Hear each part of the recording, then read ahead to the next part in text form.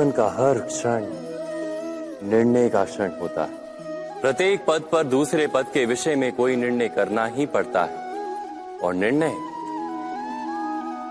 अपना प्रभाव छोड़ जाता है। आज किए गए निर्णय भविष्य में सुख अथवा दुख निर्मित करते हैं, ना केवल अपने लिए, अपने परिवार के लिए भी, आने वाली पीढ़ियों के लिए भी। जब कोई दुविधा सामने आती है तो मन व्याकुल हो जाता है, अनिश्चय से भर जाता है। निर्णय का वो क्षण युद्ध बन जाता है और मन बन जाता है युद्ध भूमि। अधिकतर निर्णय हम दुविधा का उपाय करने के लिए नहीं, केवल मन को शांत करने के लिए लेते हैं। पर क्या कोई दौड़ते हुए भोजन कर सकता है? नहीं। तो क्या युद्ध से जूझता हुआ मन कोई योग्य निर्णय ले पाएगा? वास्तव में शांत मन से जब कोई निर्णय करता है तो अपने लिए सुखद भविष्य बनाता है, किंतु अपने मन को शांत करने के लिए जब कोई निर्णय करता है तो वो व्यक्ति भविष्य में अपने लिए कांटों भरा वृक्ष लगाता है। स्वयं विचार कीजिएगा।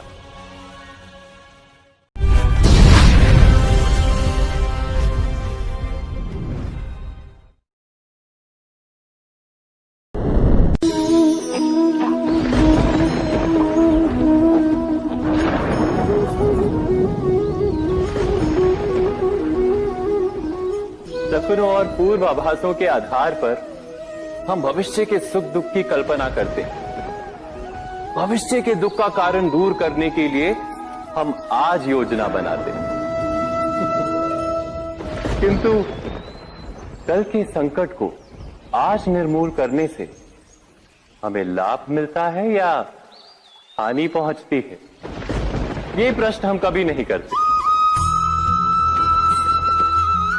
सत्य तो ये है कि संकट और उसका निवारण साथ जन से, व्यक्ति के लिए भी और सृष्टि के लिए भी। नहीं, आप अपने भूतकाल का स्मरण कीजिए, इतिहास को देखिए। आप तुरंत ही ये जान पाएंगे कि जब जब संकट आता है तब तब उसका निवारण करने वाली शक्ति भी जन्म लेती है। यही तो जगत का चलन है। वस्तुतः संकट ही शक्ति के जन्म का कारण है। प्रत्येक व्यक्ति जब संकट से निकलता है तो एक पद आगे बढ़ा होता है, अधिक चमकता है, आत्मविश्वास से अधिक भरा होता है, न केवल अपने लिए अपितु विश्व के लिए भी। क्या ये सत्य नहीं?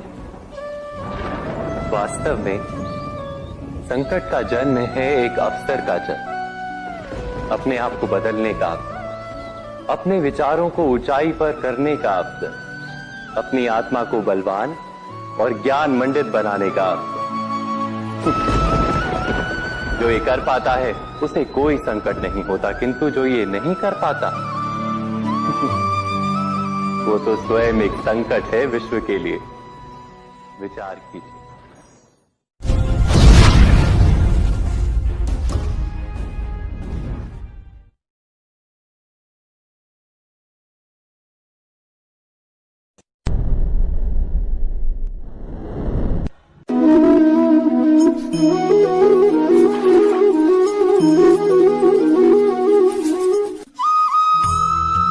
जीवन में आने वाले संघर्षों के लिए जब मनुष्य स्वयं को योग्य नहीं मानता, जब उसे अपने ही बल पर विश्वास नहीं रहता, तब वो सद्गुणों को त्याग कर दुर्गुणों को अपनाता है। वस्तुतः मनुष्य के जीवन में दुर्जनता जन्म ही तब लेती है जब उसके अंतर में आत्मविश्वास नहीं होता। आत्मविश्वास ही अच्छाई को धारण करता है। ये आत्मविश्वास है क्या?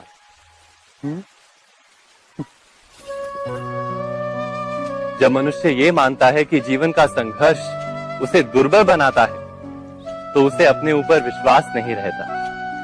वो संघर्ष के पार जाने के बदले संघर्ष से छूटने के उपाय ढूंढने लगता है।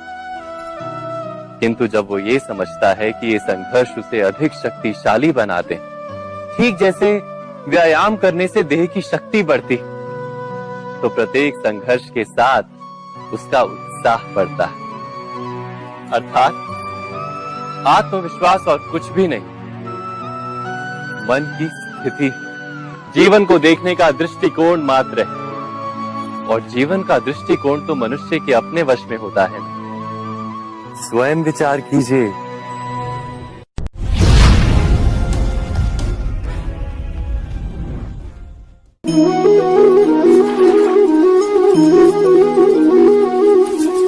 पिता सदा ही अपने संतान के सुख की कामना करते, उनके भविष्य की चिंता करते रहते।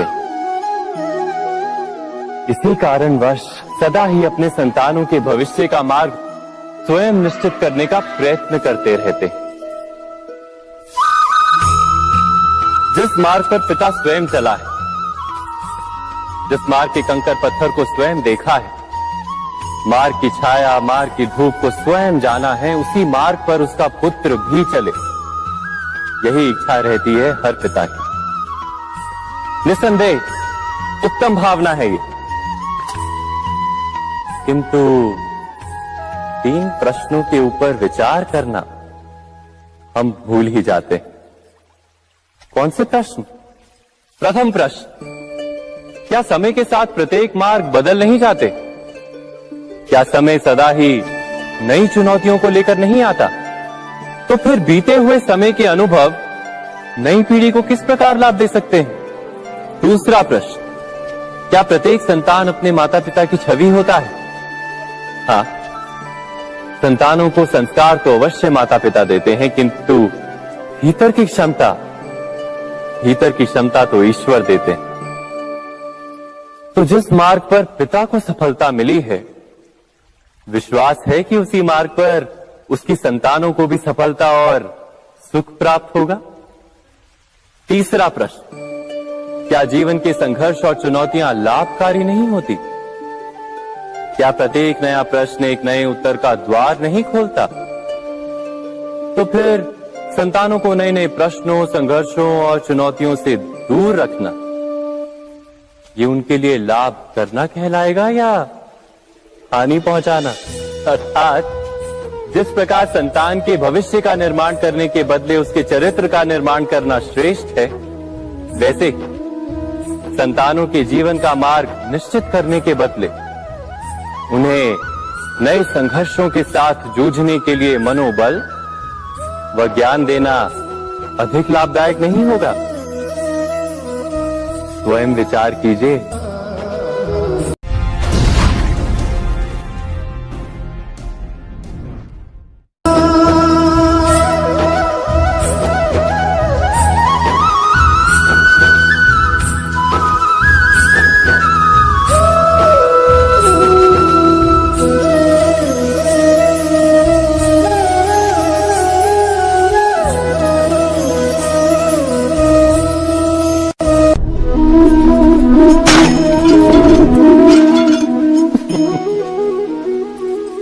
कभी कभी कोई घटना मनुष्य के जीवन की सारी योजनाओं को तोड़ देती और मनुष्य उस आघात को अपने जीवन का केंद्र मान लेता।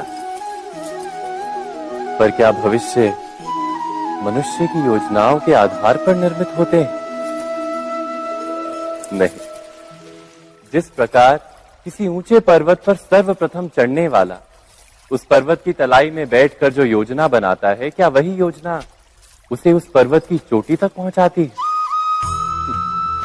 नहीं, वास्तव में वो जैसे जैसे ऊपर चढ़ता है वैसे वैसे उसे नई नई चुनौतियां, नई नई विडंबनाएं, नए नए अवरोध मिलते हैं। प्रत्येक पद पर वो अपने अगले पद का निर्णय करता है। प्रत्येक पद पर उसे अपनी योजनाओं को बदलना पड़ता है। कहीं पुरानी योजना उसे खाई में ना ढकेल दे।